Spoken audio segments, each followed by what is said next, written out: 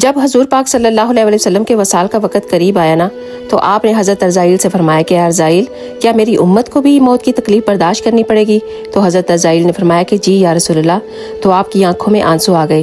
تو فوراً اللہ تعالیٰ نے حضرت ارزائیل سے فرمایا کہ ارزائیل محمد مصطفیٰ صلی اللہ علیہ وآلہ وسلم سے فرما دیجئے کہ اگر ان کی امت ہر نماز کے بعد آیت الکرسی پڑھے گی تو موت کے وقت ان کا ایک پاؤں دنیا میں ہوگا اور دوسرا جنت میں۔ آپ صلی اللہ علیہ وآلہ وسلم نے فرمایا کہ جس شخص سے کوئی گناہ ہو جائے اور وہ پھر اچھی طرح سے وضو کرے اور 2 رکعت نماز ادا کرے اور پھر اللہ تعالیٰ سے رو رو کر اس گناہ کی معافی مانگے تو اللہ سبحانہ و تعالیٰ اس انسان کو ضرور معاف فرما دیں گے۔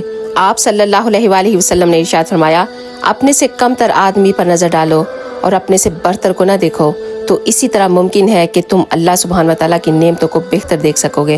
حضرت ابو ہریرہ رضی اللہ تعالیٰ عنہ فرماتے ہیں جس نے فجر سے لے کر عشاء تک کثرت سے درود پاک پڑھا اس نے جنت خرید لی، اور جس نے یہ خبر دوسروں تک پہنچائی تو پھر قیامت والے دن اللہ کے رسول صلی اللہ علیہ وآلہ وسلم اسے ڈھونڈ کر جنت میں لے کر جائیں گے۔